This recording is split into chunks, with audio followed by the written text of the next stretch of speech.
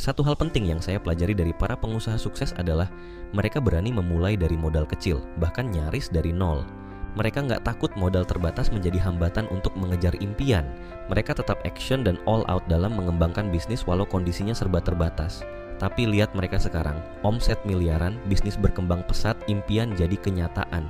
Dan kalian tahu apa yang paling menarik? Perjalanan mereka berawal dari modal seadanya. Hari ini kita akan bahas 15 ide bisnis yang bisa kalian mulai dengan modal minim atau bahkan cuman modal dengkul. Dari bisnis online sampai segala jenis jasa, semua bisa kalian lakuin tanpa harus nguras isi tabungan. Buat kalian yang lagi bingung karena minim modal, tonton video ini sampai habis. Siapa tahu aja ada ide bisnis yang cocok buat kalian dan bisa jadi pengusaha sukses. Nah, kita mulai bahas ide bisnis pertama nih, yaitu jualan online. Ini tuh bisnis yang masih potensial banget dan bisa dimulai cuma dengan modal HP sama kuota. Kalian bisa mulai jualan di marketplace kayak Tokopedia atau Shopee, atau bisa juga bikin toko online sendiri pakai Shopify atau WooCommerce. Untuk produk, kalian bisa jualan produk yang kalian buat sendiri, reseller dari produsen lokal, ataupun impor dari supplier luar kayak Alibaba atau Taobao. Yang penting, pastiin dulu ada pasarnya. Selain jual produk sendiri, kalian juga bisa jalanin sistem dropshipping. Cari supplier yang cocok dan punya sistem yang bagus. Setelah itu kalian cuma perlu jadi jembatan penghubung aja. Selebihnya mulai dari stok, packing, sampai kirim barang udah diurusin sama supplier. Enaknya sistem dropshipping, kalau ada yang komplain atau minta refund, cukup hubungin supplier kalian dan cari solusinya bareng-bareng. Ide bisnis berikutnya adalah just tip alias jasa titip. Kalian tahu nggak sih, bisnis just tip makanan atau minuman tuh makin rame loh semenjak adanya COVID kemarin. Apalagi kalau makanan atau minumannya yang emang khas di suatu daerah dan nggak ada di kota kalian, pasti langsung diserbu deh sama pemburu kuliner. Jadi kalau kalian sering traveling ke luar kota, coba deh sebelum balik survei dulu apa makanan khas atau minuman hits di tempat itu. Kalau udah dapet, posting aja di media sosial kalau kalian bisa just tip barang itu. Atau kalau kalian suka bolak-balik ke luar negeri, kalian bisa nawarin just tip barang-barang branded yang lagi banyak dicari di Indonesia. Tapi pastiin barang yang kalian beli tuh ori ya, jangan sampai dapat barang KW, bisa kacau nanti urusannya. Sekarang kita lanjut ke ide bisnis berikutnya, yaitu jasa desain grafis. Buat kalian yang punya passion atau hobi desain, bisnis ini cocok banget nih buat dicoba. Kalian bisa bikin yang basic dulu, tapi banyak dicari, kayak logo. Selain itu, kalian bisa desain poster event atau promo, atau desain kemasan produk yang menarik. Tergantung pilihan keahlian dan style kalian di mana. Tapi sebelum mulai, pastiin dulu kalian udah punya skill dan portfolio yang oke ya. Kalau belum punya, coba deh ikut kursus atau belajar otodidak dari tutorial di YouTube. Kalian juga bisa daftar di situs freelance kayak Sribulancer, Fiverr, atau Upwork, siapa tahu dapat klien dari sana. Intinya sih, kalian harus kreatif, komunikatif, dan konsisten buat ngasih hasil yang memuaskan buat klien. Oke guys, kita lanjut ke ide bisnis selanjutnya, yaitu jasa kelola sosial media. Nggak semua pebisnis punya waktu atau keahlian buat ngelola akun sosmednya. Nah, di sini kalian bisa masuk nawarin jasa manage sosial media yang profesional. Kalian bisa nawarin jasa admin, content creator, maupun social media marketing. Kalau admin emang basic tapi vital banget, yaitu jadi admin yang ngatur lalu lintas konten di sosmed. Kalau content creator, kalian harus bisa bikin kontennya dari nol. Mulai dari ide konten, copywriting, desain grafis, sampai video editing, semua harus bisa kalian handle sendiri.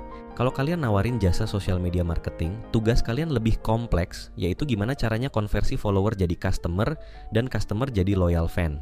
Tapi sebelum mulai nih, pastiin dulu kalian udah paham sama konsep dasar digital marketing ya.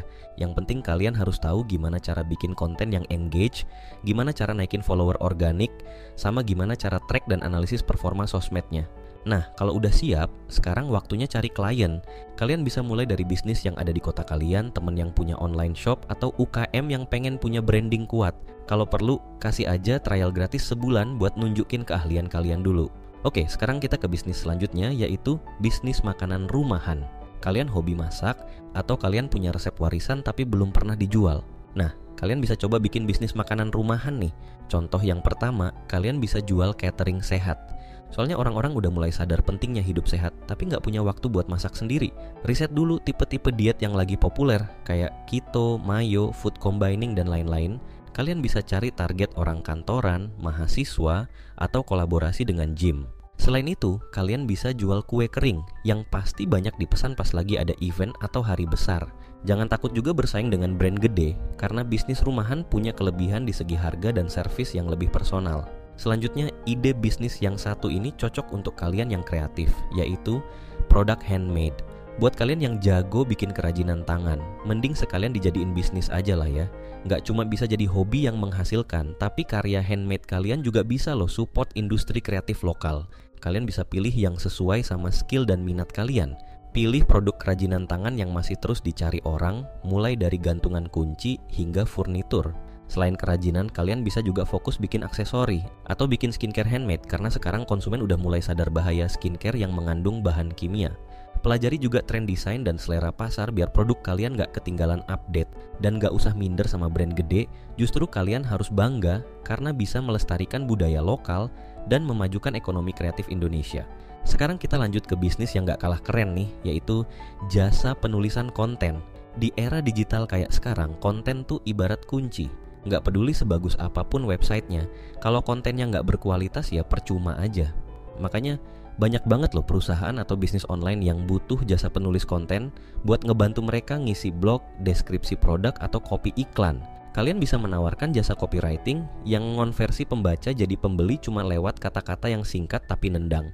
Nggak cuma harus kreatif, tapi copywriter juga harus paham psikologi dan perilaku konsumen loh. Selain copywriting, kalian juga bisa nawarin jasa nulis artikel buat blog sama konten website. Kalau yang ini sih lebih santai, soalnya tujuannya lebih ke edukasi atau entertain, bukan hard selling. Selanjutnya, kita masuk ke bisnis yang nggak kalah seru nih, yaitu wedding organizer. Kalian tahu nggak sih, sekarang tuh makin banyak pasangan yang mau nikah tapi males ribet ngurusin acaranya. Maklum, sibuk kerja atau emang nggak mau stres mikirin detail. Nah, disinilah peran wedding organizer atau WO jadi penyelamat. Mulai dari konsep acara, dekorasi, catering, sampai dokumentasi, semuanya bisa dihandle sama WO. Kalian bisa nawarin jasa rias pengantin. Atau kalau kalian berbakat ngedesain dan punya relasi sama vendor dekor, cobain deh nawarin jasa dekorasi ke WO atau langsung ke calon pengantin. Soalnya dekor tuh bisa nentuin mood dan ambience dari pestanya. Kalau kalian beneran mau serius terjun ke bisnis ini, jangan lupa buat perkuat teamwork dan manajemen waktu ya. Soalnya ngadain pernikahan tuh butuh sinergi dari banyak pihak dan semua detailnya harus on point. Oke guys, selanjutnya kita bahas bisnis yang gak kalah penting, yaitu les privat. Zaman sekarang makin banyak orang tua yang sadar pentingnya pendidikan tambahan buat anak-anaknya. Gak cuman buat naikin prestasi akademik, tapi juga buat ngegali potensi di bidang seni atau olahraga. Nah, disinilah peran tutor privat jadi solusi tepat buat mereka yang mau belajar secara intensif dan personal. Kalian bisa ngajar mata pelajaran umum kayak matematika, bahasa Inggris, atau IPA. Atau kalau punya bakat di bidang lain, kalian juga bisa ngajar les musik, melukis, atau bahkan coding buat anak-anak. Kalau perlu, coba deh pakai alat peraga atau permainan edukatif buat bikin suasana belajar lebih seru. Jangan lupa juga buat sesuaiin gaya ngajar kalian sama karakter dan gaya belajar tiap murid. Oke guys, selanjutnya kita masuk ke bisnis yang unik dan prospektif nih, yaitu pet sitter dan pet grooming. Kalian tahu nggak sih, sekarang tuh makin banyak orang yang menganggap hewan peliharaan sebagai bagian dari keluarga. Nah, disinilah peran pet sitter dan pet groomer jadi solusi buat mereka yang nggak punya waktu ngurusin peliharaannya. Kalian bisa nawarin jasa penitipan hewan pas pemiliknya lagi liburan, repot, atau sibuk kerja. Nggak cuma ngasih makan atau nemenin main, tapi kalian juga harus mastiin kesehatan dan kebersihan si hewan terjaga. Pastiin dulu ya kalian punya kandang atau ruangan yang cukup luas dan bersih buat nampung hewan. Terus, kalian juga harus perhatiin banget soal pola makan dan kebutuhan khusus tiap hewan. Emang sih awalnya mungkin agak ribet, tapi kalau kalian beneran sayang dan care sama hewan, pasti semua kerja keras kalian bakal terbayar. Selanjutnya, kita bahas bisnis yang gak kalah penting dan dibutuhin banyak orang, yaitu jasa kebersihan. Di zaman yang serba sibuk kayak gini, orang-orang tuh makin gak punya waktu buat bersih-bersih rumah atau kantor. Belum lagi kalau ada acara spesial kayak pesta atau meeting, pasti makin ribet deh ngurusin kebersihan tempatnya. Nah, disinilah peran penyedia jasa kebersihan jadi solusi praktis buat mereka yang mau hidup bersih tapi nggak punya waktu. Pertama, kalian bisa buka jasa cuci sofa dan karpet. Kalian tahu kan, sofa sama karpet tuh gampang banget kotor dan bau, tapi susah banget dibersihinnya. Nah, disinilah kalian masuk buat nawarin solusi praktis ngebersihin sofa dan karpet. Atau kalian bisa nawarin jasa cuci kendaraan. Siapa sih yang nggak butuh jasa ini? Walaupun minimal cuma sekali sebulan. Pastiin kalian punya lahan parkir yang luas dan aman ya buat nyimpen kendaraan klien. Kalau perlu, kalian juga nawarin jasa bersihin interiornya, mulai dari jok, karpet, sampai dashboard.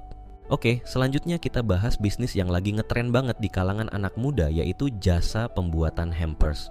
Kalian tahu nggak guys, sekarang tuh lagi zamannya ngasih kado atau oleh-oleh dalam bentuk hampers. Iya, hampers tuh semacam keranjang atau kotak yang isinya makanan, minuman, atau barang unik yang dikemas secantik mungkin. Biasanya sih dipakai buat acara spesial kayak ulang tahun, wisuda, atau hari raya. Kalian bisa nawarin paket hampers makanan yang berisi aneka jajanan atau camilan khas daerah kayak pai, bakpia, atau kue kering lainnya. Biar makin fancy, tambahin juga teh, kopi, atau susu dalam kemasan unik. Selain itu, kalian bisa nawarin jasa hampers pelengkapan bayi. Atau bisa juga tawarkan hampers souvenir pernikahan buat yang punya teman atau saudara yang mau nikah. Tapi sebelum mulai jualan, pastiin dulu kalian punya sense of art and craft yang oke ya. Soalnya hampers tuh bukan sekedar ngebungkus barang pakai plastik, tapi gimana caranya supaya isinya kelihatan menarik dan bisa ngewakilin momen spesial penerimanya. Oke guys, selanjutnya kita masuk ke bisnis yang bisa bikin hobi traveling kalian jadi menghasilkan, yaitu jasa biro perjalanan wisata. Buat kalian yang demen banget sama dunia pariwisata dan suka bantu orang bikin itinerary liburan, bisnis ini cocok banget deh buat dicoba. Sejak pandemi berakhir, makin banyak orang yang pengen eksplor keindahan alam dan budaya Indonesia. Nah, kalian bisa nih nawarin paket wisata domestik ke destinasi yang lagi ngetren. Atau kalian bisa juga nawarin paket wisata internasional. Sekarang banyak banget promo tiket pesawat ke negara-negara favorit. Nah, tugas kalian tuh gimana caranya supaya itinerary-nya seru tapi nggak nguras dompet klien. Kuncinya sih, kalian harus pinter-pinter nge-mix antara destinasi populer sama hidden gem yang nggak kalah cantik. Tapi jadi travel agent tuh nggak cuman modal kreatif aja loh. Pokoknya kalian harus all out deh research dan planningnya biar klien puas sama pelayanan kalian. Oke guys, selanjutnya kita akan bahas bisnis yang cocok banget buat kalian yang sayang anak nih, yaitu sewa perlengkapan bayi dan mainan anak. Buat yang udah berumah tangga pasti tahu nih, kalau punya anak tuh bisa bikin kantong kembang kempis. Soalnya kebutuhan mereka tuh banyak banget dan harganya nggak murah, apalagi kalau masih bayi atau balita. Nah, daripada bingung dan boros, mending coba deh sewa aja perlengkapan atau mainannya dari bisnis kalian. Kalian bisa nawarin jasa sewa stroller. Buat orang tua muda yang suka jalan-jalan atau traveling, ini tuh dicari banget. Soalnya bawa stroller sendiri tuh ribet banget, mana butuh space gede di mobil atau kamar hotel. Atau kalian bisa juga nawarin sewa mainan edukatif. Sekarang tuh makin banyak orang tua yang sadar pentingnya main sambil belajar buat anak-anaknya. Makanya permintaan akan mainan edukatif atau alat peraga tuh makin tinggi. Apalagi yang bikin anak aktif, kreatif, dan mandiri. Wah, nggak kerasa nih guys, kita udah sampai di ide bisnis yang terakhir. Tapi tenang aja, yang satu ini nggak kalah seru dan prospektif kok. Apalagi kalau kalian hobi berburu barang second hand atau bekas berkualitas. Yap, betul banget. Kita akan bahas tentang bisnis jual beli barang bekas yang lagi ngetren banget di kalangan anak muda. Karena belakangan ini tuh makin banyak orang yang sadar akan konsep sustainable living atau gaya hidup berkelanjutan. Mereka lebih milih beli barang bekas yang masih layak pakai daripada beli baru terus. Selain lebih murah, jual beli barang bekas juga bisa ngurangi sampah dan ngehemat sumber daya alam loh. Kalian bisa buka jual beli handphone bekas yang udah jadi kebutuhan primer buat semua orang, tapi nggak semua sanggup beli yang baru. Nah, kalian bisa manfaatin peluang ini dengan jual HP bekas yang masih mulus dan ori. Atau kalian bisa juga buka jual beli motor dan mobil bekas. Yang satu ini emang level expert sih, tapi kalau udah jalan bisa bikin kalian cepet kayak mendadak. Yap, apalagi kalau bukan bisnis jual beli motor dan mobil bekas yang pasar dan marginnya gede banget. Pertama, kalian harus bener-bener paham seluk-beluk dunia otomotif ya.